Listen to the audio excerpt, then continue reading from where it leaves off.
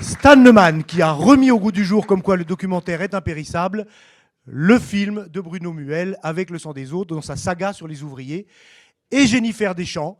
Jennifer, reconnaissance éternelle pour Eau des beautés il y a 48 heures, à la suite de quelques défections, accepté d'animer la conversation entre Stan et Christian. Bienvenue à vous trois.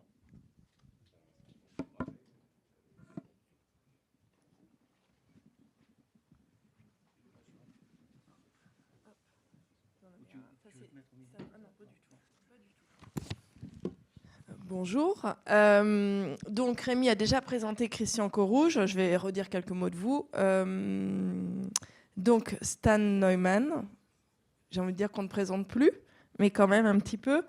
Vous vous êtes rencontré avec Christian à l'occasion de la série documentaire de Stan, Le temps des ouvriers, dont le 3e épisode, si je ne me trompe pas, a obtenu une étoile de la SCAM en 2021. Et c'est autour de cette série que va s'articuler votre conversation. Vous en verrez plusieurs extraits qui ont été choisis par Stan. Donc quelques mots sur vous. Vous êtes né à Prague. Vous êtes l'arrière-petit-fils d'un cofondateur du Parti communiste de Tchécoslovaquie, fils d'un résistant communiste. Vous êtes arrivé enfant à Paris avec votre mère. Vous avez étudié à l'IDEC, qui est l'ancêtre de la FEMIS, où vous donnez encore aujourd'hui épisodiquement des cours, où vous faites des interventions. Vous commencez dans le métier comme chef monteur avant de passer à la réalisation. Et votre travail, qui va de l'architecture au bouleversement historique et politique de l'Europe du XXe siècle, porte notamment et particulièrement sur la condition ouvrière. Christian Corouge, comme l'a rappelé Rémi, vous étiez ouvrier chez Peugeot à Sochaux de 1969 à 2011, syndicaliste à la CGT, vous êtes aujourd'hui à la retraite. Vous étiez ouvrier à la chaîne et ça a son importance, on va y revenir. Vous avez connu l'expérience du documentaire à plusieurs reprises. Vous étiez membre du groupe Medvedkin, qui est une expérience à part, qui était l'association de réalisateurs et de techniciens du cinéma et d'ouvriers de la région de Besançon et de Sochaux entre 1967 et 1974. Et cette association a permis la réalisation de films comme Le sang des autres, dont parlait Rémi, de Bruno Muel, auquel vous avez participé, et on va revenir dessus. Et puis la rencontre avec Stan Neumann, 30 ans plus tard, à peu près, pour Le temps des ouvriers. Alors d'abord, j'ai une première question pour Stan. Pourquoi Le temps des ouvriers ? Pourquoi cette série dans votre filmographie ? De quelle envie, de quel besoin est-elle née et comment elle s'y inscrit ? Micro, Stan, toi plus. Alors, on va dire la vérité, tiens. Tout seul, j'y serais jamais allé. J'aurais jamais osé, en fait, me confronter à ça. Donc, au départ, il y a eu une proposition d'Arte de Fabrice Puchot, Anne Grolleron et de mon producteur Serge Laloux, à laquelle j'ai immédiatement répondu oui, tellement ça me paraissait évident. Mais de moi-même, j'aurais jamais eu le courage de prendre cette initiative. Après, c'est des univers, du moins conceptuellement, dans lesquels moi j'ai baigné, comme à cause de mon histoire familiale, à cause des expériences de ma génération. Donc ça me paraissait nécessaire de le faire. Voilà, ça me paraissait tout à fait nécessaire. Ça me paraissait nécessaire aussi par rapport à une autre chose, qui est que dans toute cette question du réel, souvent on oublie la dimension temporelle, la dimension historique. Et que comprendre ce qui se passe aujourd'hui suppose aussi qu'on accepte de comprendre ce qui s'est passé avant. Donc ça, c'était la première idée de prendre la question ouvrière dans sa durée, dans le temps. Et puis évidemment, immédiatement, je suis arrivé à l'évidence qui est que le véritable enjeu de la condition ouvrière, c'est la question du contrôle du temps. Voilà, donc ça s'est articulé comme ça. Et puis après, c'était une évidence. Hein, on a eu quelques débats tout à fait au début du projet sur des questions, comment le paramétrer, hein, comment le concevoir.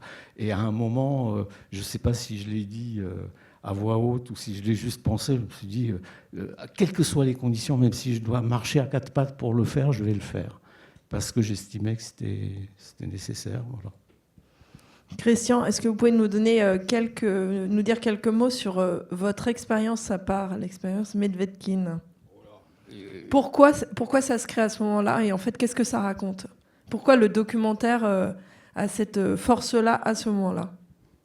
C'est l'époque où j'arrive à l'usine, j'ai 17 ans et demi, j'ai une chance inouïe, c'est de rencontrer les groupes Pedvenkin de Besançon, Marqueur, Godard, qui en faisait partie à l'époque, et Bruno Muel, Théo Robichet, d'autres personnes célèbres dans le cinéma français, Bofanti, Antoine Bofanti.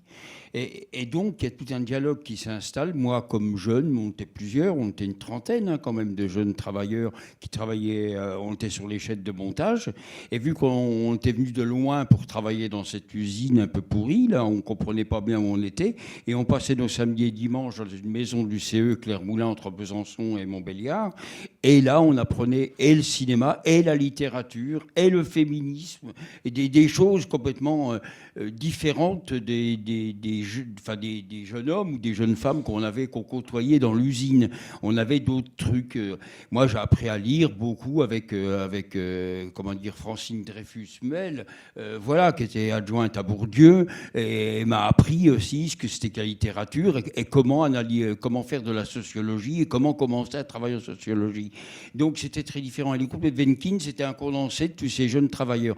On n'en sort jamais indemne. Donc, on a appris à avoir l'œil quand même très différent par rapport aux scènes quotidiennes qui se passaient dans cette usine, en sachant qu'on ne pouvait pas filmer à l'intérieur. Donc on était à un moment donné dans les années 70, moi j'ai rentré une première caméra 16 mm dans l'usine que j'ai ressortie, et puis les bobines étaient petites, c'était 10 minutes. Donc on filmait 10 minutes et il fallait ressortir la caméra, sinon on était foutu dehors. Et il fallait la complicité du service de gardiennage pour avoir le truc de sortir et de rentrer une caméra pendant une journée. Donc, mais on avait la difficulté de filmer parce qu'il y a un tas de réglages sur ces 16 mm qui nous emmerdaient. On avait 19 ans, on n'avait pas envie de se faire chier avec des questions techniques, avec les micros, les machins. Et donc, on a laissé ce boulot-là aux techniciens et on a préféré donc... Il y a des choses comme ça favorables des fois dans des vies. L'Angleterre demande en 72 son intégration à l'Europe.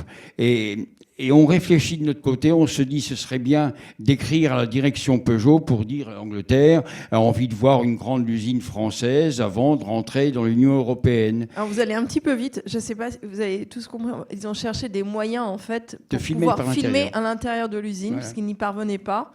Et donc là, c'est l'histoire de cet Anglais. Et on rencontre un cinéaste anglais qui s'appelle Carlin. Maintenant, on donne le nom parce que pendant très longtemps, on n'a pas dit non parce que Peugeot est toujours en procès avec nous où on a eu les images.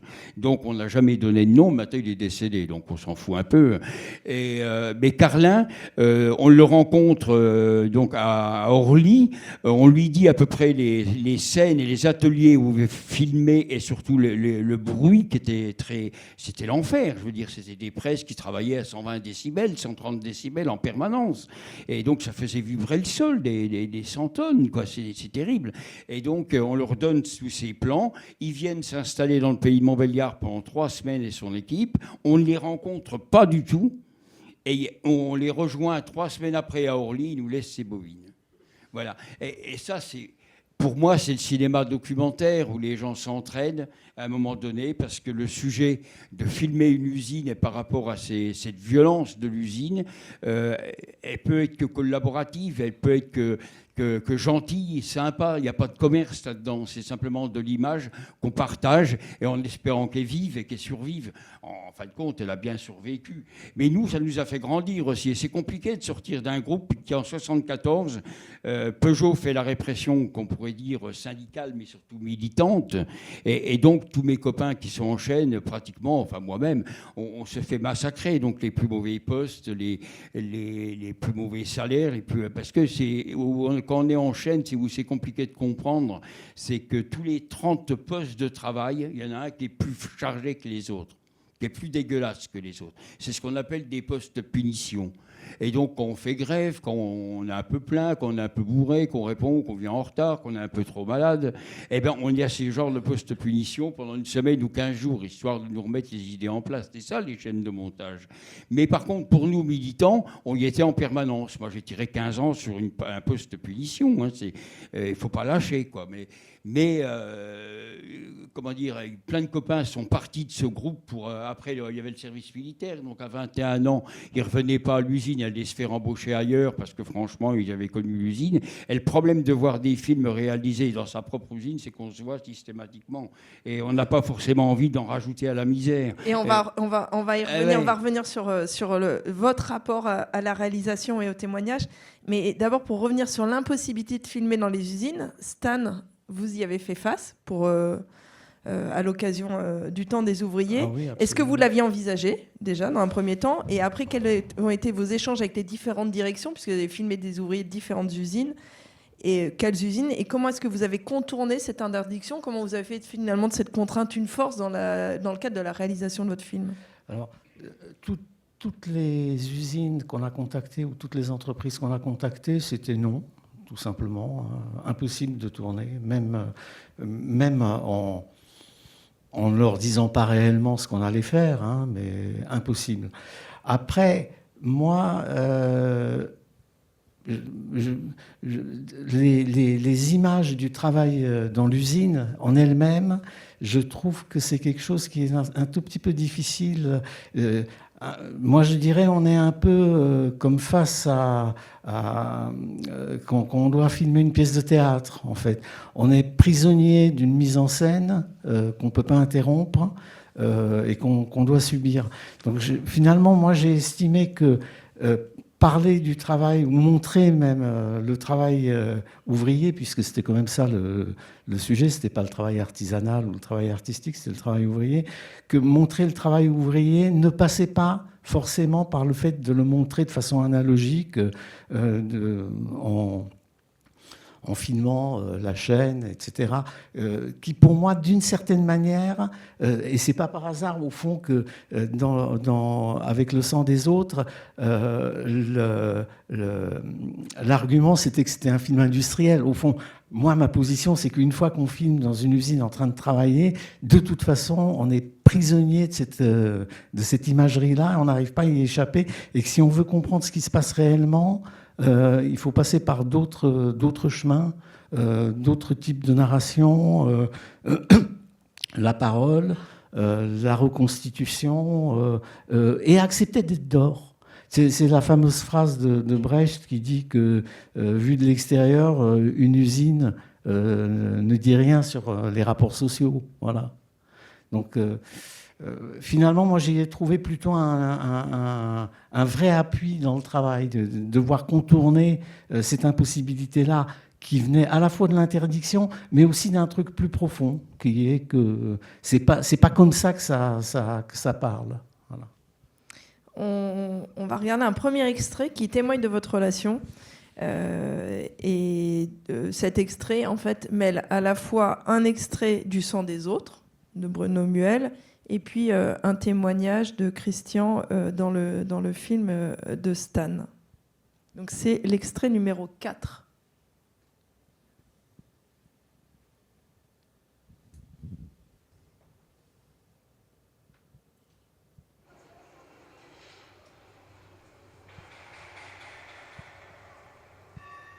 Avec le sang des autres, un film de Bruno Muel, tourné en 1974.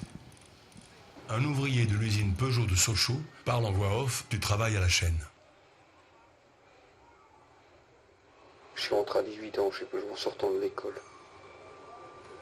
Je te dis, j'ai tellement mal aux mains, j'ai tellement des grosses mains, mes mains me dégoûtent tellement. Et pourtant, je les aime tellement, mes mains. Je sens que je pourrais faire des trucs avec. Mais j'ai du mal à plier les doigts. J'ai un doigt, le gros, j'ai du mal à le bouger. J'ai du mal à toucher Dominique le soir, ça me fait mal aux mains. La gamine, quand je la change, je peux pas lui dégrafer ses boutons. Tu sais, t'as envie de pleurer dans ces coups de temps-là. C'est dur, la chaîne. Moi, maintenant, je peux plus y aller, j'ai la trouille d'y aller. C'est pas le manque de volonté, c'est la peur d'y aller. Il s'appelle Christian Corouge. Il a travaillé chez Peugeot toute sa vie. C'est terrible, les souvenirs qu'ont les familles du travail en chaîne. Pourtant, les pères n'ont jamais raconté. Rares sont les enfants. Moi, beaucoup circulé, beaucoup fait des écoles. Et quand j'interrogeais les gamins sur la profession de leurs parents, ils travaillaient chez Peugeot. Mais oui, mais où? Ben alors là, c'est déjà l'ignorance. Et il fait quoi? Il raconte comment? Il raconte pas. Et c'est ça la chaîne aussi, de pas raconter parce qu'il n'y a rien à raconter. C'est pas un boulot noble, c'est pas un boulot valorisant. T'as pas envie de dire à ton fils ou à ta fille que t'as serré des boulons, que tu te demandes à quoi ça sert pendant toute une journée. Il n'y a rien à en dire.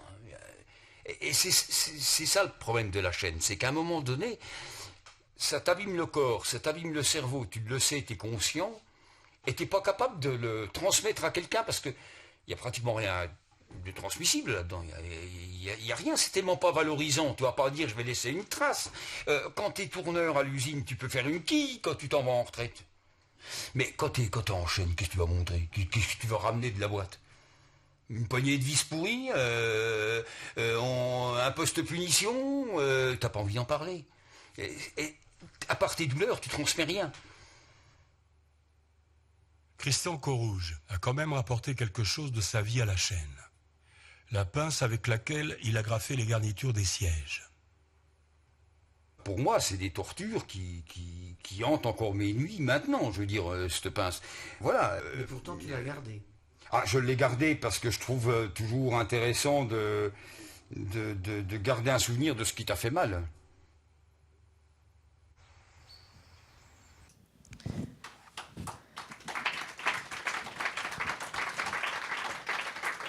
Alors Stan, déjà, pourquoi est-ce que vous avez décidé de reprendre cet extrait du film de Bruno Muel et pourquoi vous êtes allé chercher le témoignage de Christian, qui avait déjà témoigné à l'époque, mais pourquoi ça vous semblait important de le repositionner 30 ans plus tard?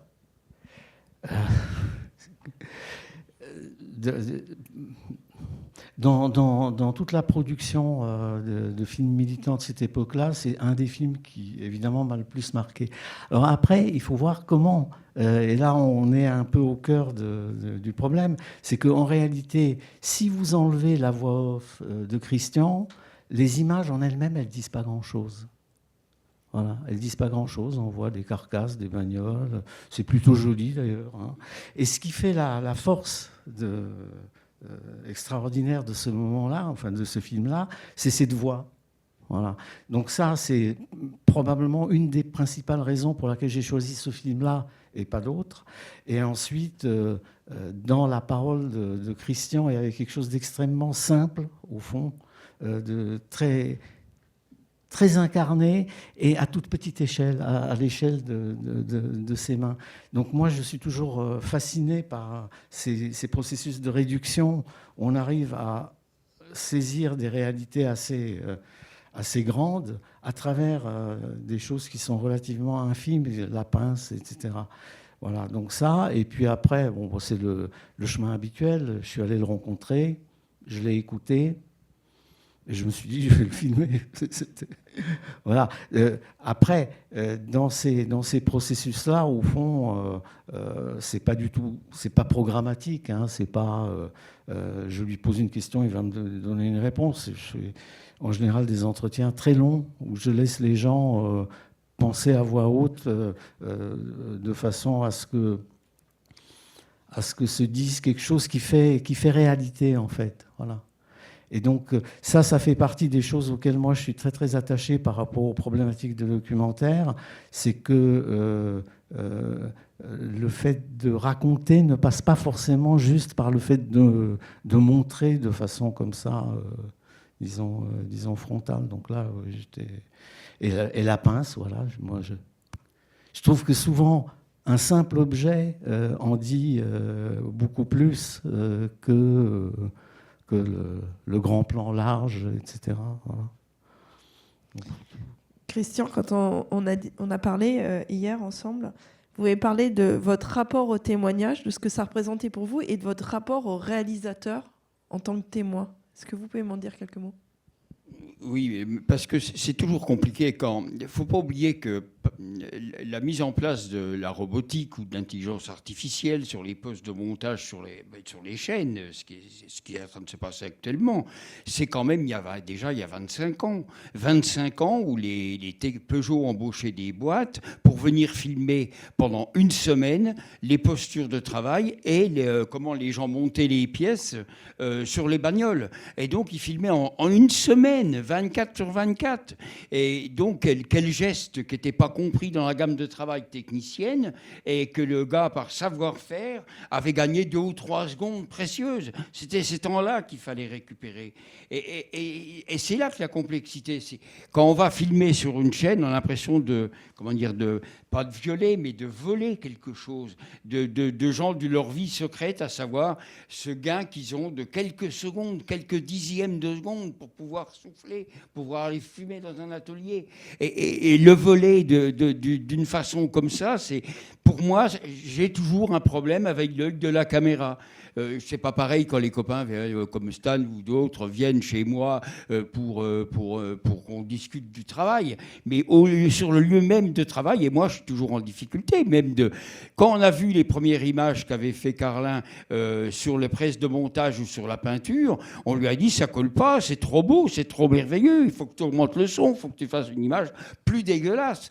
Mais c'est pas possible. Et donc il a fallu qu'on augmente nous le son parce que même lui n'avait pas perçu la violence à laquelle on était soumis en permanence. Et tout à l'heure, l'intervenant tout à l'heure était bien parce que justement tout ça c'est réfléchi d'avant et en fait on met une situation d'une classe ouvrière où il y a peu des ouvriers qui restent actuellement dans une situation quand même à quel moment ils vont me bouffer quoi. À quel moment moi je parle d'une usine avec une émigration turque, marocaine, algérienne, yougoslave, etc. Et maintenant j'y suis allé, je vois des copains régulièrement qui y sont encore et qu'est-ce qu'ils voient? C'est des Afghans ou des Soudanais. Il n'y a même plus de relations, je veux dire, de proximité, des gens qui viennent de très très loin. Et donc la langue est incompatible, donc il faut tout recommencer. Tous les trucs de militants qu'on faisait dans les années 70, ces jeunes militants, ils recommencent à trouver des gens qui traduisent et à diffuser. Mais c'est l'enfer, je veux dire, d'avoir les patrons toujours une longueur d'avance. Et puis par rapport à la deuxième question, par rapport à... Moi, ce qui m'a sauvé de la chaîne, je dis bien, c'est Bruno Muel et les groupes Edvenkin, et à un moment donné, le travail... parce qu'une fois qu'on a participé à ce genre de travail avec les groupes Edvenkin, on est quand même un peu différent. Ça veut dire qu'on bouquine, on se renseigne, on est curieux. Pourquoi tel process de fabrication et pas un autre? Quel choix de tel type de voiture, etc. On devient curieux. Et voilà, donc c'est une ouverture à la sociologie. Et c'est là que j'ai commencé à travailler avec Pierre Bourdieu, acte de la recherche sociale. Mais c'est compliqué quand même d'un OS sur chaîne, je veux dire, de rencontrer de tels gens. Ça paraît même suspect pour tout le monde, même pour mes camarades dirigeants, je veux dire. C'est compliqué, je veux dire, d'accepter ce genre de choses, d'autres réseaux qui ne sont pas les leurs. Et donc, tout ça a permis quand Stan y vient pour filmer, ça ne me pose aucun problème de discuter et de me livrer, parce que c'est des gens en qui j'ai confiance. Mais il y en a d'autres qui ont frappé à la porte, à qui je n'ai pas ouvert, parce que je n'ai pas confiance, ça dépend, quoi. Vous avez dit hier, c'est quand même assez particulier le rapport de témoin à réalisateur, parce que quand on est témoin, on se livre, et le réalisateur en face, il ne nous dit rien sur sa vie. Le problème, c'est, comment dire, moi, quand j'enregistre le texte sur les mains, c'est un jour à l'usine, on est de l'après-midi, je vois mes copains, à cette époque-là, on finissait à 22h45 le soir, on avait pris à 1h15, donc c'est long, les journées sont longues, et je ne sais pas, j'avais eu des engueulades au cours de journée, je trouve 2 copains sur ce parking de l'usine, on était 40 000 encore, pour leur dire, moi, il faut m'emmener à Paris, parce que j'ai envie de leur raconter ce que c'est que la chaîne. Et donc, on ouvre la partie à 3 à Paris, chez Bruno Muel. Et on est un peu picolé, mais pas beaucoup quand même, par rapport à d'habitude. Et je lui emprunte la cassette et je m'enferme dans une piole et j'enregistre ce texte. Et après, on fait la bringue. Mais eux n'écoutent pas sur le moment Muel, ils n'écoutent pas ce texte sur le moment, il y a trop de pudeur. Ils l'écoutent et puis 3 semaines après seulement, il y a une logique qui se met en place. Et moi, je deviens profondément malheureux en écrivant ce texte parce que on se livre vraiment dans l'intime. Alors le choix, c'est d'accepter de dévoiler sa vie en tant que telle, ou ne rien dire du tout. C'est ce que font le commun des mortels, ils ferment leur gueule. Mais c'est pas ça, quoi. Moi, j'ai choisi mais ça coûte cher de faire des choix comme ça. Parce qu'il y a le rejet de plein de choses. Il y a quand même le virilisme qui existait au PCA à l'époque ou à la CGT à l'époque, où quand même il est interdit on est très viriliste quand même dans ces milieux-là, à un moment, dans ces périodes. Et donc, c'est presque l'interdit de dévoiler sa vie intime. Parce qu'on n'a pas à montrer ça. La souffrance, oui, mais à côté de ça, il y a des résultats. Et moi, je n'ai pas envie de parler de la souffrance que je vois des milliers de gens avoir, et pas forcément des conneries qu'on a pu faire sur les chaînes de montage, parce que je raconte la douleur, mais il y a aussi des matchs de football, hein. Il n'y a pas non plus que ça. Hein. Mais c'est normal, ça tient Surtout, vous racontez une souffrance qui est invisible, donc on ne peut pas filmer de toute façon. Elle est invisible. Et puis, les questions de mortalité, on en parle peu, c'est des sujets tabous, mais quand même, l'espérance de vie de quelqu'un qui a travaillé en chaîne, c'est 63 ans. Sans difficulté, c'est 63 ans. Et après, quand il est à peu près en forme, qu'il a su s'économiser, c'est 69, 70 ans. Moi, je suis des rescapés. Je crois qu'on travaille un peu du cerveau, en même temps, ça tient plus en forme. J'ai eu cette impression-là. La vengeance oblige à avoir de la vigueur différente. Mais c'est quand même très compliqué d'aller que faire les enterrements de ses propres copains avec qui on a bossé. Et voilà.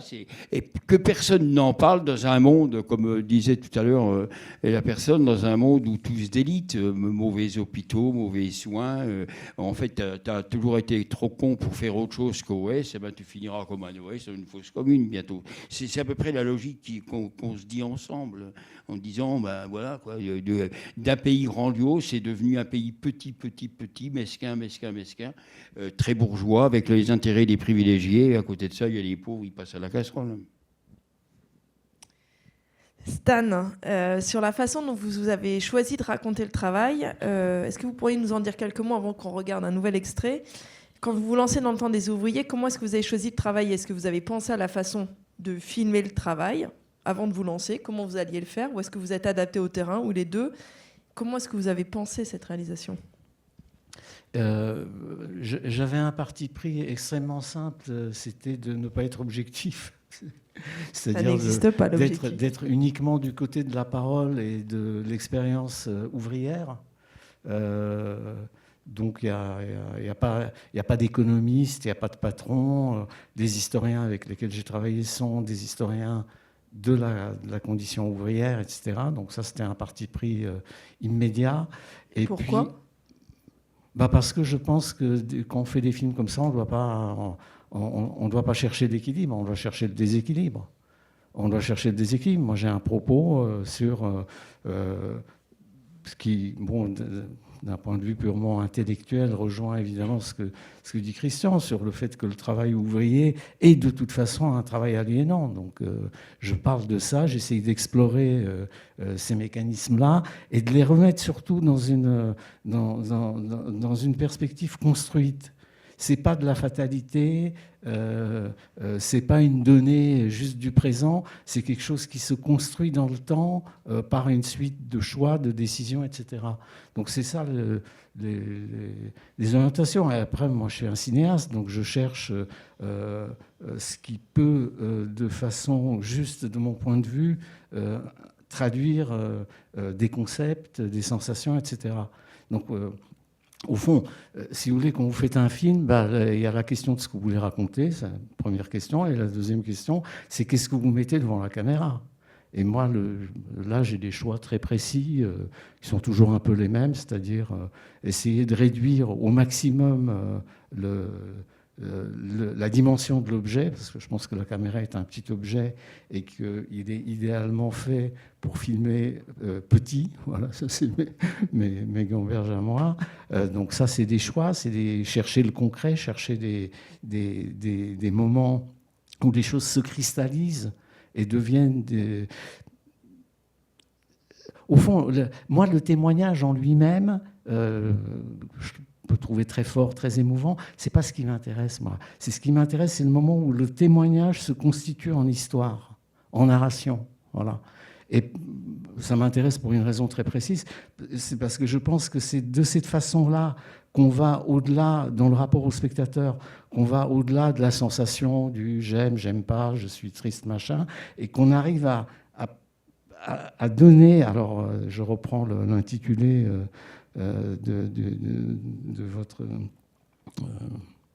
comment on appelle ça, séminaire, matière à penser. Une fois qu'on a réussi à cristalliser quelque chose en histoire, comme pour moi, ce moment avec Christian, par exemple, c'est une histoire, au sens narratif du terme, et bien à ce moment-là, on donne au spectateur un objet qu'il peut mémoriser, sur lequel il peut réfléchir, et qui peut ouvrir du questionnement. Voilà, c'est à peu près... Bon, je dis ça de façon très... un peu générale, mais en fait, je le pense. Dans l'extrait qui va suivre, vous vous intéressez au geste comme traduction de l'exploitation. Vous allez nous raconter après pourquoi et comment vous avez décidé de travailler sur ce moment-là. C'est l'extrait numéro 1.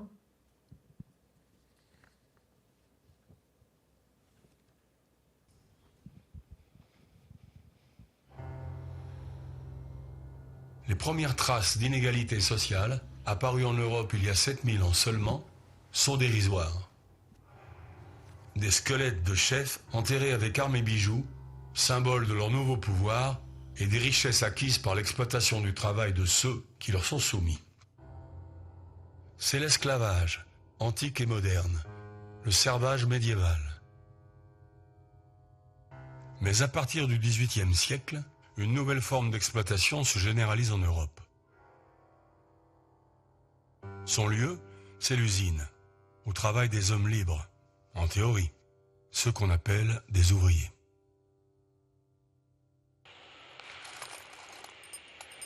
Ghislaine Tormos, ouvrière dans l'industrie automobile. On a des boîtes avec des milliers de vis. Si on doit prendre 3 vis, on ne prendra que 3 vis, on n'a pas besoin de regarder. Nos doigts sentent les 3 vis. Et combien de fois je prends dans la boîte, je me dis, je vais bien en prendre 5 quand même. Non, il y a toujours ces 3 vis. Si je dois en mettre 4 de l'autre côté, ce sera 4 vis que ma main va prendre. Elle n'en prendra pas 5.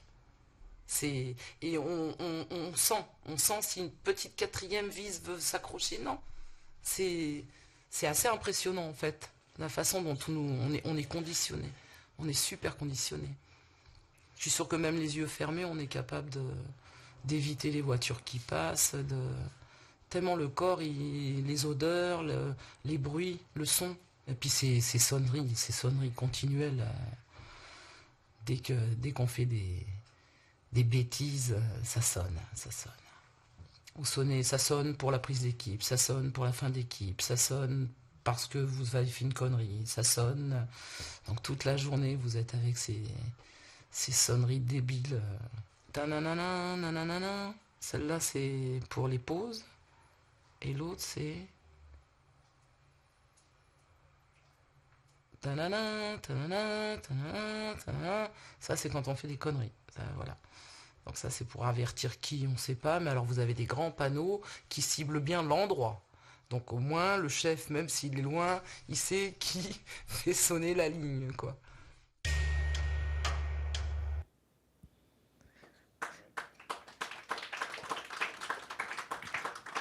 Il y a beaucoup de choses dans cet extrait. Votre rapport à l'histoire, comment votre récit s'inscrit dans l'histoire. Mais quand on a discuté hier, ce qui vous semblait le plus important dans ce que vous avez choisi, c'était pour pouvoir raconter l'usine comme lieu d'une liberté abolie, c'était de vous intéresser aux gestes comme traduction de l'exploitation. Alors pourquoi est-ce que vous vous intéressez à ce petit geste ?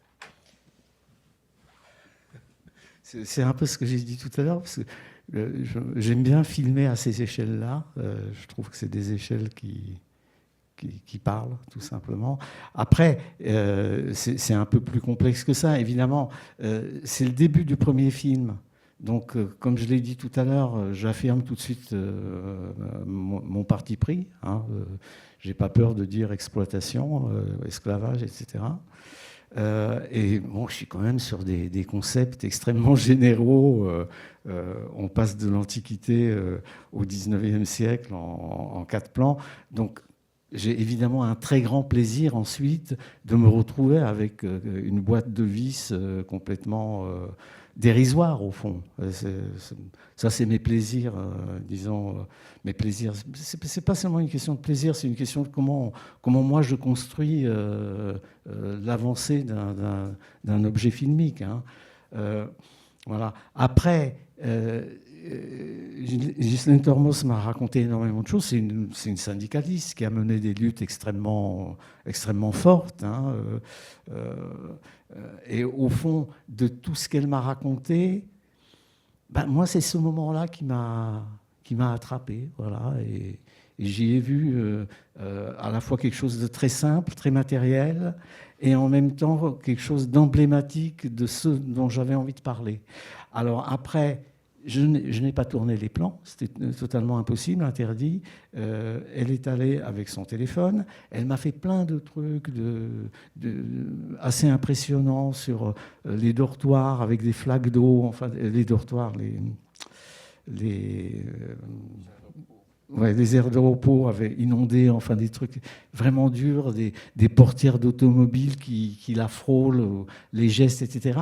Et puis finalement, tout ça, je ne sais pas, il n'y avait pas cette espèce de côté extrêmement simple de l'inscription du rapport entre le travail et le corps, et ce que le travail usinier fait au corps, voilà, et aux oreilles, et au cerveau. Ouais. Mais de toute façon, je pense que dans l'ensemble des 4 films, c'est sans doute ce que j'essaye le plus souvent d'attraper, voilà, avec quelques échappées de liberté, mais qui ne concernent pas le travail à la chaîne. C'est le truc sur la perruque là, qu'on va voir, qui concerne un travail qui est encore un tout petit peu plus proche de l'artisanat. Parce qu'au fond, tout à l'heure, quand je disais que filmer la chaîne, et je suis très sensible à ce que tu dis sur cette position zoo, presque. Hein. Filmer la chaîne, c'est filmer de la non-liberté. Voilà. Alors quand on filme du travail qui est artisanal, il y a un espace de liberté qui serait introduit. Et alors après, c'est ma conviction à moi en tant que cinéaste, je ne peux pas filmer là où il n'y a pas un minimum de liberté de ceux ou des situations que je filme. Alors justement, on va voir ce dont vous parlez. C'est l'extrait numéro 3. Je ne dis rien pour le moment, et puis on va en parler après.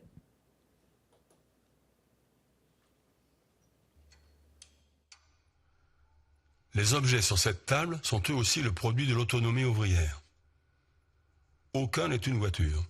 Pourtant, ils ont tous été fabriqués dans une grande usine automobile, avec les outils et les matériaux de l'usine, par les ouvriers de l'usine, et sur le temps de l'usine.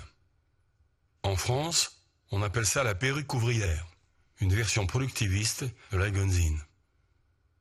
Robert Cosman, ancien ouvrier de Renault. Ouais, une des perruques techniques qu'on a pu faire à plusieurs, parce qu'on ne faisait pas de la perruque individuellement, mais on travaillé en équipe, c'est ce petit éléphant qui est en plusieurs morceaux. De mémoire, c'est 11 pièces, dont la clé pour le fermer, c'est les oreilles. Ce qui était rigolo, c'est que la fraise, ça permet de faire que des coupes à angle droit, et faire un éléphant tout rond avec que des angles droits, c'était un peu rigolo. Voilà, mais c'est au moins 40 heures de boulot. Hein, voilà. Dans cette même partie de l'atelier, il y avait un copain taulier qui a fait une petite brouette en cuivre. Et l'intérêt de la brouette, c'est quand même qu'il a fait au marteau le rond de la roue et que c'est pas fait autour et qu'elle tourne pratiquement sans faux rond. La perruque, ça veut dire le sens de soi, retrouver le sens de soi. Et ça correspond à mon sens, à mon avis, ça correspond vraiment à la réalité de la perruque. C'est-à-dire qu'on travaille pour soi, on retrouve sa personnalité, sa créativité. Ou plus simplement réparer son scooter, hein, ou réparer une balayette. Mais on travaille pour soi. Moi, je pense qu'il y a une part de révolte, il y a une part de transgression, y compris pour les gens qui ne sont pas militants, qui ne sont pas syndicalistes. Moi, j'ai doublé sur l'acier avec un vieil ouvrier portugais, Pedro da Silva, et il a fait tous les outils chez lui pour construire sa maison, les pelles, les pioches, etc. Je le connaissais bien, si on travaille ensemble, n'a jamais voulu faire grève, n'a jamais critiqué l'usine, jamais critiqué les chefs, mais quand il partait avec sa perruque, il avait un sourire jusque-là parce qu'il avait transgressé la règle. Et la perruque, c'est ambigu. On ne peut pas dire c'est uniquement de la résistance à l'ordre établi. On ne peut pas dire c'est seulement de la compromission parce que c'est pas entièrement lutte de classe, une usine, et puis c'est pas entièrement à la botte du patron non plus. Ça dépend des moments, ça dépend des périodes, ça dépend des jours, ça dépend le matin quand tu es en boule ou pas, que tu envoies chier le chef, c'est la vie, quoi. Hein.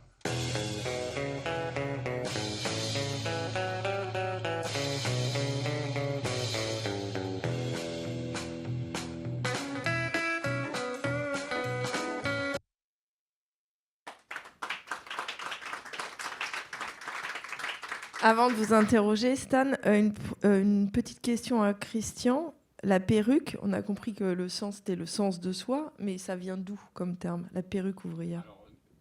Dans l'Est de la France, on n'appelle pas ça la perruque, on appelle ça la pinaille. Donc on pinaille. Donc c'est le moment exactement pareil que la perruque. C'est le moment où on pique des heures de travail au patron, au taulier, pour faire des objets quelconques, mais aussi réparer plein de choses. Hein.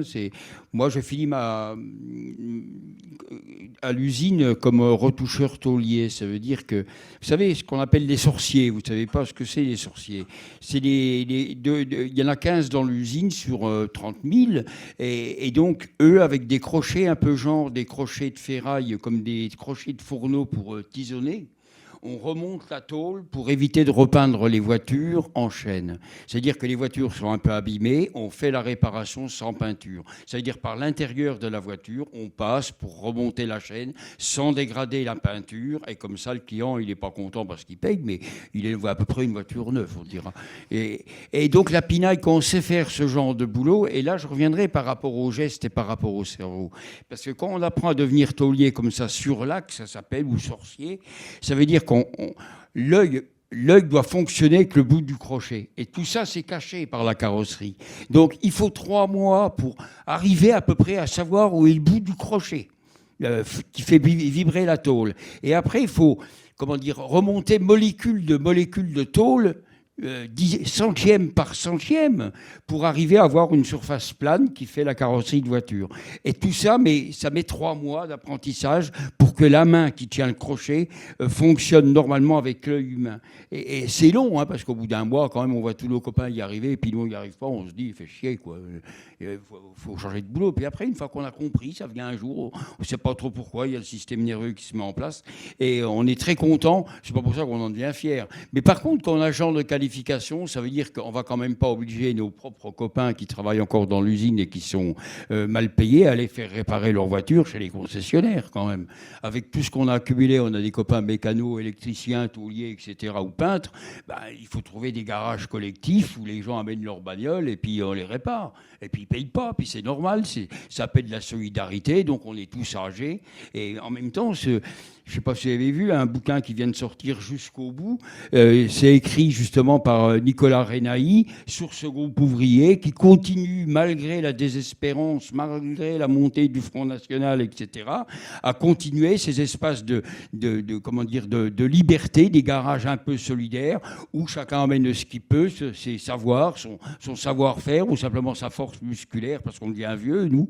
Et puis, on répare comme ça les bagnoles, pour pas que nos copains, nos propres copains ou amis aillent au garage. Ça s'appelle la solidarité ouvrière, mais qui ça a formé le groupe ouvrier. C'est pour ça que filmer le travail, c'est toujours compliqué. Parce que même chez moi, où il y a le garage, je ne vais pas aller filmer mes propres copains qui n'ont jamais... Pour certains bossent encore et ne veulent rien foutre à l'usine, mais en dehors, ils sont tout à fait disponibles. On voit bien le rejet de l'usine qu'il y a actuellement par rapport à ces mauvaises conditions de travail. Donc tout ça pour dire que même filmer le travail, ça veut dire qu'on voit, moi j'ai vu en apprenant le métier de taulier qu'il faut quand même que le cerveau dialogue avec la main. Et là, c'est tout un apprentissage. Et quand on a perçu ça, c'est vrai que le lendemain, on est un peu différent par rapport à tous ces attitudes au travail. Et les filmer, pour moi, c'est violer quand même une part d'intimité de ces gens qui soit ils en parlent, puis ils en parlent bien. Ils n'ont pas envie d'en parler, c'est un peu leur secret. Il faut savoir après comment les interviewer, passer. Mais vous savez, c'est toujours un peu compliqué. Là, j'ai donné une clé USB à Stan. Là, c'est du boulot qu'on a fait il y a 6 mois. C'est comment on filme, vu la montée du racisme, comment on va filmer les migrations dans le pays de Montbéliard, où il y a une migration qui a été très forte. Donc les rejets, les ghettos, les mauvais quartiers, la mauvaise bouffe, les mauvaises écoles. Enfin, on connaît tout le truc. Et nous, on a décidé de prendre le truc un peu à l'envers, comment on va filmer nos propres copains. Parce que souvent, même dans les organisations syndicales, une copine turque, un copain marocain ou algérien, eh ben, on connaît un peu leur histoire, mais insuffisamment. Par exemple, moi, j'ai découvert une copine turque de 56 ans qui déclare que son père avait déjà travaillé à l'usine et qu'elle était mariée en Turquie. Son mari était resté en Turquie, qu'elle avait vécu 3 ans sans son mari parce qu'il était trop con pour venir en France et il fallait bien nourrir les gosses. Et elle a choisi de venir en France avec ses mômes. Il est revenu 3 ans après. Mais c'est marrant, parce que ce genre d'histoire n'est jamais raconté. Il faut une confiance, il faut rentrer dans la vie pratiquement intime de ces gens. Et donc, c'est ce qu'on s'attache à faire maintenant. Comment, avant que tout disparaisse, comment collecter ces témoignages d'ouvriers, d'ouvrières et leur façon de venir en France, et puis comment travailler chez Peugeot et les solidarités que ça a construit avec d'autres nationalités. C'est un peu ce qu'on s'attache, nous, comme vieux prolos et vieux militants, mais assurément, c'est vrai que quand on a la caméra, c'est pas simple parce qu'il y a des moments où, comment on fait pour... on monte tout et au montage, on coupe parce qu'on s'auto-censure, je veux dire. Mais en même temps, comment faire autrement pour que ça devienne plaisant pour l'ensemble? Justement, sur la perruque, Stan, vous disiez avant qu'on lance que pour vous, c'était important d'aller filmer un espace de liberté, mais est-ce que ça ne montre pas aussi une inégalité au sein de l'usine ? Oui, bien, évidemment. Sauf que cette inégalité... Parce qu'elle n'est pas accessible, évidemment, aux ouvriers à la chaîne. Bien entendu. Mais si vous voulez, ça fait partie aussi des choix que je fais. Cette inégalité-là, je n'en parle pas. Je parle à d'autres moments, dans les cas de films, des tensions et des ambiguïtés sociales au sein même du groupe ouvrier, mais pas à ce moment-là, parce qu'à ce moment-là, le seul truc qui m'intéresse, d'abord, j'adore ce qu'ils fabriquent, une espèce de plaisir à filmer ça, et ensuite, ce qui m'intéresse, c'est qu'ils désignent ce que disait Christian tout à l'heure, il y a une partie de l'existence ouvrière, même au sein de l'usine, qui échappe malgré tout à la douleur, à la fatalité. Donc j'étais vraiment fasciné tout simplement par ça. Une fois de plus, Cosman, c'est aussi un militant syndicaliste pur et dur. Il m'a raconté plein de choses de lutte, etc. Et au fond, c'est ce moment-là que je trouvais le plus... Comment dire le plus dynamisant et d'une certaine manière donnant le plus l'impression qu'on pouvait être libre, voilà, qu'on pouvait reconquérir de la liberté avec évidemment toutes sortes de restrictions, etc. Puis voilà, bon, dernier truc sur ça, moi évidemment, une fois de plus, je ne sais pas ce qu'il y a avant, mais avant il y a un moment, dans mon souvenir qui doit être de nouveau assez pathétique, donc j'étais heureux de pouvoir... regarder l'oreille de l'éléphant. Voilà. On va regarder 2 extraits à suivre, avec le même homme filmé différemment.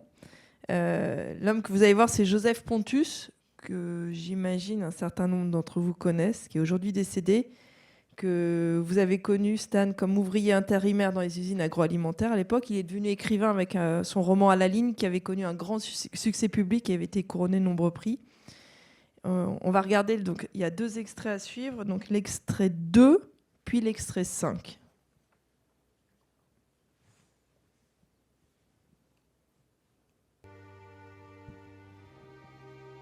La mémoire de ces victimes est célébrée sur cette ancienne bannière politique, conservée au musée d'Huddersfield, à quelques pas du marteau ludite. Elle date de 1820 et sera de toutes les manifestations ouvrières du XIXe siècle.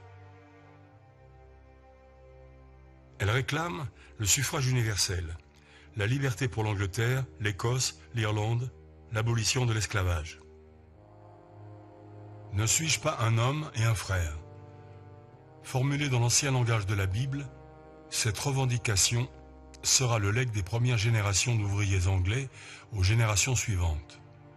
Vouloir être reconnu comme égaux, être humain à part entière, homme parmi les hommes.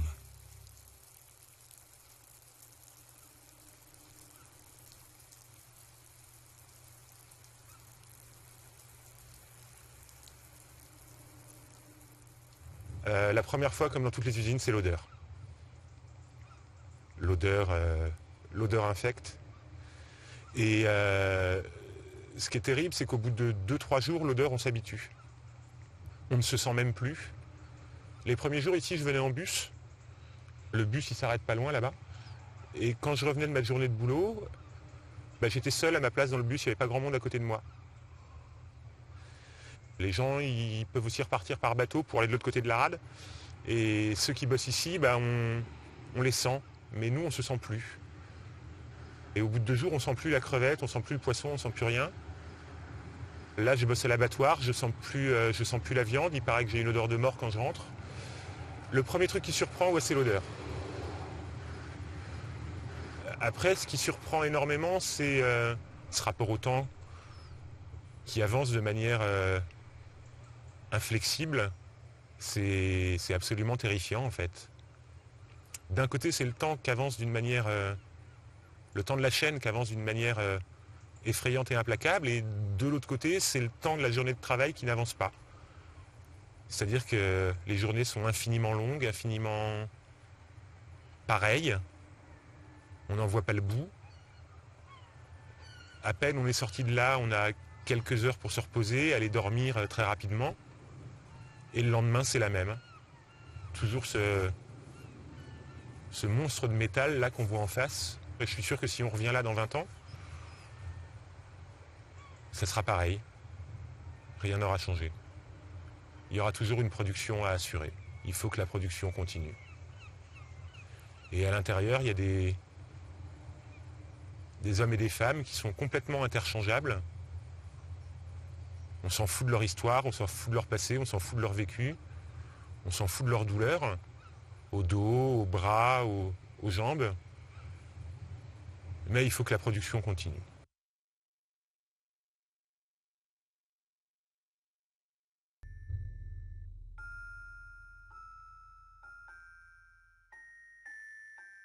Dans un des frigos où on bosse, il y a une toute petite plante qui a poussé. Toute petite plante verte. C'est comme si tu avais un petit renfoncement de mur là tout en haut, à 2 mètres de haut. Et tu peux la voir que si tu es dans une certaine position. Le frigo il est à 3 degrés et la plante verte elle a poussé comme ça. Alors je sais pas d'où elle est venue se nicher. Par où elle est machin. Et les gars, ils la regardent avec tendresse, avec amour, tu sais, ils lui parlent de temps en temps. Moi aussi, je veux dire, ça va la plante et tout. Et il y a un mec qui fait putain, mais la plante, en fait, c'est une warrior, hein, parce que pour arriver à pousser dans un environnement comme ça, faut qu'elle en veuille, quoi. Et je dis, je dis, mais les gars, c'est nous les warriors. Elle est comme nous, la plante, hein. Voilà, on s'épanouit autant qu'une plante verte dans un frigo d'abattoir, quoi.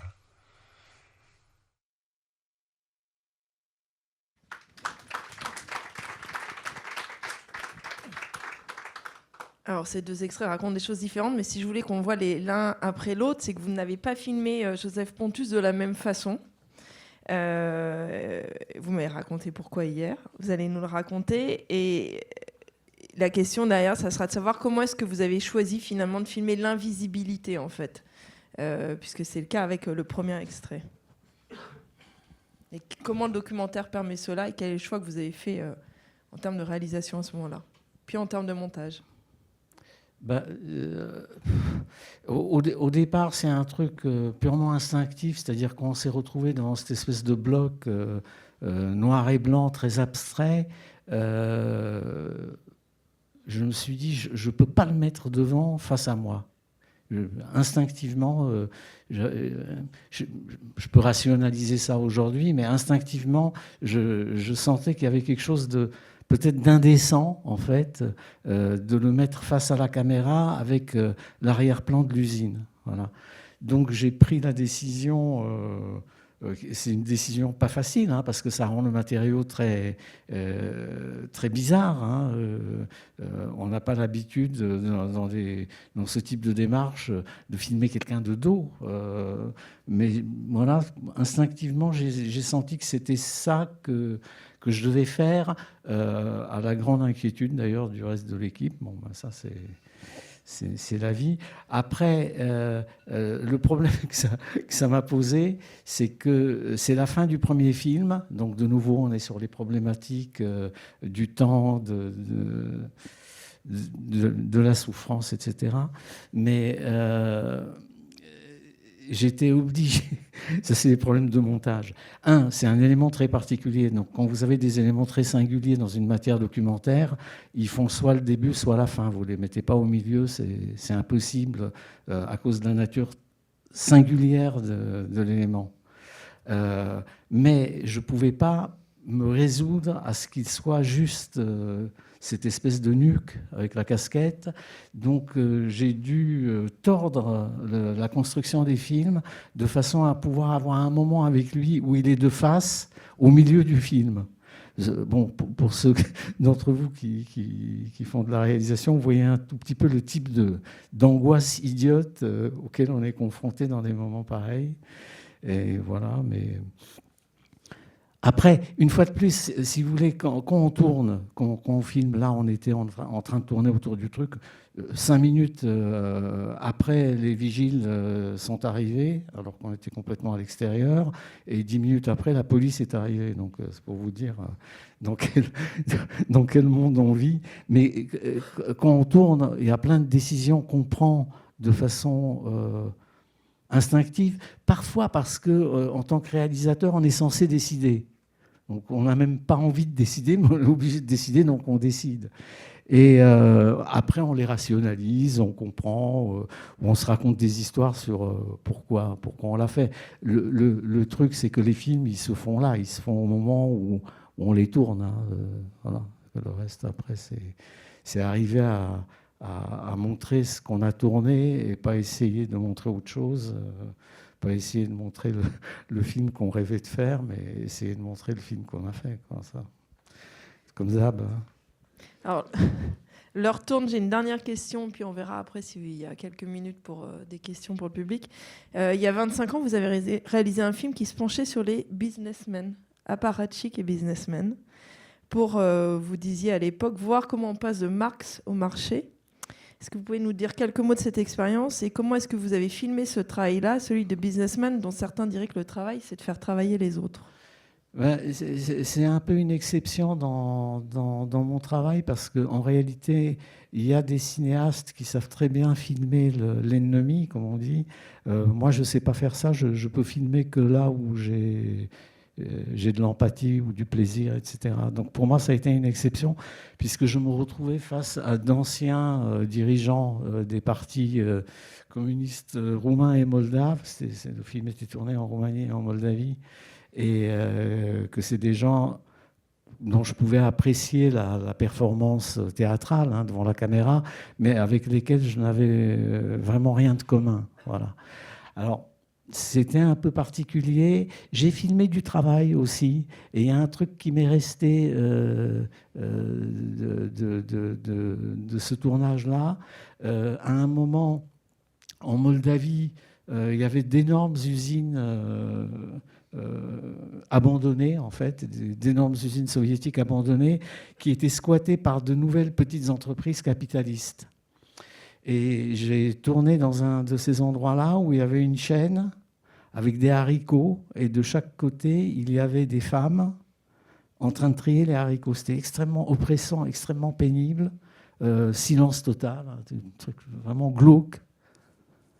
J'ai fait ce plan-là, et en sortant à côté de la porte, j'ai vu une table Et j'étais pas tellement à cette époque-là sur l'histoire de la condition ouvrière en général, mais j'ai vu une table où il y avait des cartes d'identité des femmes qu'on leur prenait quand elles entraient.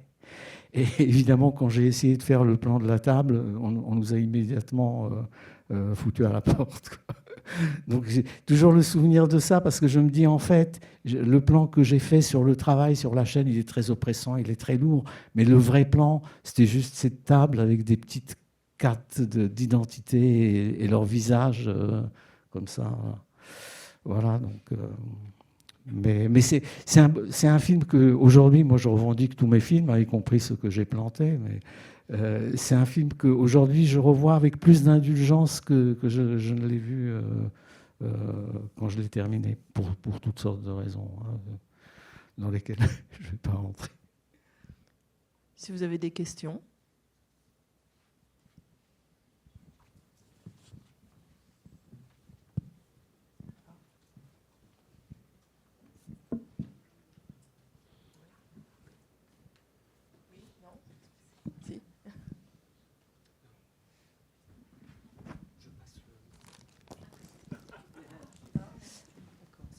Bonjour, je m'appelle Anne Georget, je suis réalisatrice. Je voulais vous demander, Christian, j'étais très frappée quand vous disiez que ça vous posait un problème, que la caméra se pose sur votre travail. Et je me demandais si c'était parce que c'est ce que vous considérez comme étant particulièrement intime et que personne n'a rien à voir là, ou est-ce que c'est toujours dans ce rapport de force avec le patron, qui est que je ne vais pas lui donner l'occasion de voir où moi j'ai mis mon savoir-faire, des fois qu'il rationaliserait encore les 3 secondes que je réussis à me choper pour mon bien-être, façon de parler avec les guillemets, et qu'il serait fichu de le réutiliser pour rationaliser encore un peu plus le travail. Je ne sais pas comment répondre à cette question. Moi, je suis tout le temps gêné, embêté, coincé complètement pour filmer ce genre de choses. Et en effet, moi, quand j'ai été filmé, j'ai toujours... les gens, souvent, quand ils sont filmés dans une usine, et c'est pour ça que Peugeot filmait 7 jours consécutifs pour piquer, parce qu'ils sont capables de tenir un autre rythme, etc., et respecter une gamme de travail à la lettre pendant 1 heure ou 2 heures. Mais inévitablement, les fatigues aidant, au bout d'un moment, on se lâche et puis pour gagner 30 secondes. Et c'est là toute l'ambiguïté. Moi, j'ai pas envie de leur piquer ces temps précieux. C'est leur temps de survie, c'est leur échappatoire. Vous savez, ce qui joue sur les chaînes à l'heure actuelle, c'est dans les gammes de travail, il y a un espace de repos, qu'on appelle ça par les bureaux des méthodes. Ça veut dire que les coefficients d'effort, quand on a des charges, etc., ou trop de pression, on doit pouvoir dégager un nombre de secondes pour que le travailleur ou la travailleuse puisse un peu récupérer. Or, c'est ça qui est disparu. Alors, ça a été remplacé par aller chercher des pièces. Ça veut dire qu'on se déplaçait le long des tapis ou le long des chaînes pour aller chercher une pièce, un outil, on revenait. Et là, il y avait la communication qui s'opérait. Maintenant, les postes de travail sont à 30 mètres l'un de l'autre. Et les pièces de voiture à monter sont derrière la personne qui bosse. Donc, elle n'a plus ni le mouvement de se déplacer latéralement, et elle ne voit jamais ses collègues qui sont au-dessus ou en bas de la chaîne. Et c'est ça l'enfer, je veux dire, quand on n'a pas d'espace pour bouquiner un peu, pour aller plaisanter un peu, pour aller se boire un café, etc., quand il n'y a plus ça, l'humain... je veux dire, on ne sait pas trop ce que c'est. Et filmer ces gens-là dans de telles difficultés me pose un problème. Je préfère, comme Stan, aller à l'interview, je vais dire différemment, à l'extérieur, des etc., où les gens se livrent, et où ils ne se livrent pas, mais quand ils se livrent, ça veut dire qu'on a posé la bonne question au bout d'un moment, on a assez rentré dans son cercle à lui pour qu'il puisse partager. Et là, on a gagné une bataille, bien sûr. Et puis, il y a toujours cette réaction, tous ces documentaires, à la limite, je suis d'accord avec Stan, c'est jamais neutre. Et quelque part, politiquement, on doit s'assumer. Je veux dire, c'est pas des histoires simples non plus. Hein. Longtemps, dans le monde du travail ou dans le monde militant dirigeant, ils avaient leur propre truc, donc c'était tout de suite... Moi, je vais vous raconter une anecdote. Quand Bruno Viel vient filmer avec Robichet, etc., dans le pays de Montbéliard, il rencontre le maire communiste d'une commune qui leur dit gentiment, venez boire l'apéritif à la maison. Et donc, il commence à travailler avec nous, jeunes travailleurs. Et les voilà tous installés pour l'apéro. Nous, on n'était pas invités, bien entendu.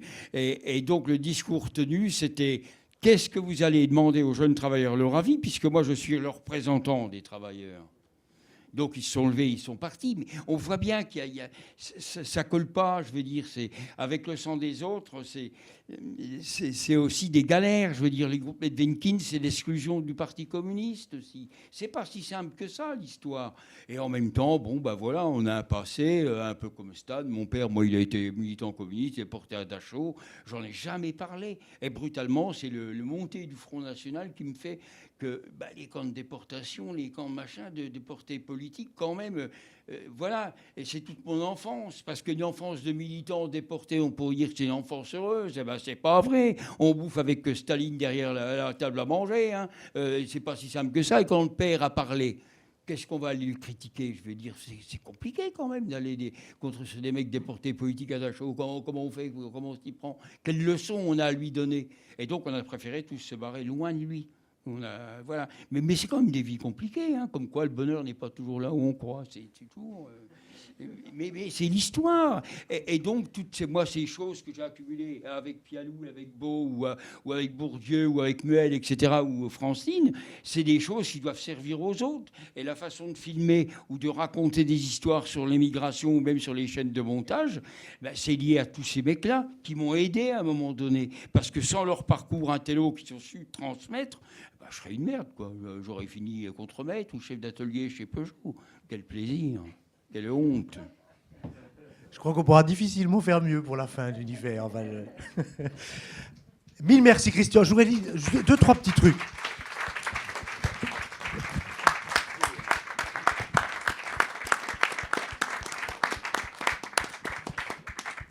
Je voudrais d'abord signaler la voix de Bernard Lavillier sur toute ta série, Stan, et sa chanson Les Mains d'Or, qui est quand même un hymne ouvrier, s'il en est. Voilà, c'était juste parce que j'avais envie de le dire. La deuxième chose, je me demandais, alors peut-être c'est une promesse en l'air, mais on va en causer. L'INA recueille des paroles d'anciens d'Algérie, d'anciens déportés. Je me demandais si on ne pourrait pas les solliciter, on les connaît bien, pour essayer de recueillir la parole des anciens ouvriers. Je pense qu'il y aurait quelque chose, une espèce de matière première formidable, une matière à documentaire. Bon, enfin, on va en causer, Christian. On en reparlera parce que c'est toujours compliqué. Moi, je suis dans une démarche syndicale. Ça veut dire qu'à un moment donné, quand nous, ça veut dire la direction de l'usine nous appelait les dinosaures. Donc voilà, on va attendre que les dinosaures partent en retraite pour modifier les schémas de conditions de travail. C'était ça. Faut pas se faire d'illusions. C'est calculé comme ça. Ils ont le temps, pas nous. Et donc ces militants syndicalistes de cette génération des années 68 qu'on connu aussi, on a eu la chance fantastique après 68 de l'interclasse, à savoir les établis qui venaient à Sochaux, mais aussi des cinéastes, des sociologues, etc., des écrivains. On a eu cette chance de pouvoir partager, de cohabiter avec eux, et ils ont transmis quelque chose, et sûrement que nous, on leur a transmis quelque chose aussi, puisqu'on est resté amis jusqu'au bout, donc ça doit être important. Et cette situation-là, à l'heure actuelle, elle est peu développée. Je veux dire, on voit peu d'écrivains, on voit quand même peu de scientifiques, même sociaux, aller enquêter dans les trucs ouvrières et partager la vie pendant longtemps, hein, sur 20 ans ou 25 ans. Et donc, nous, on a eu cette chance-là. Et cette chance-là qu'on a eue, on veut la garder syndicale, à savoir nos portraits, c'est quand même pratiquement tous des militants ou des militantes qui en ont pris plein la gueule et qui continuent quand même à combattre parce que c'est le sens de leur vie, simplement. Enfin, c'est la vie humaine normale de se lever et de ne pas être d'accord avec les injustices non mondiales, mais en plus les conneries de Trump et de celles de Rotaillot, ça va, quoi. Bon, on a déjà donné, quoi. Bon, on les connaît, quoi. On va dans le feuilleton maintenant par Sarkozy, mais quand même. Ça. Mais il faut toujours espérer, et pas l'espoir comme un chrétien, plutôt l'espoir comme plus on en sait sur le travail, plus on sait argumenter sur le travail, plus on bouquine de bouquins sur le travail par rapport aux scientifiques qui ont bossé dessus, c'est comme ça qu'on arrivera à le changer. Il est inadmissible que dans le monde, encore à l'heure actuelle, ce ne soit pas mis au frontaux de l'ONU. Il est interdit de travailler sur des chaînes de montage. Point.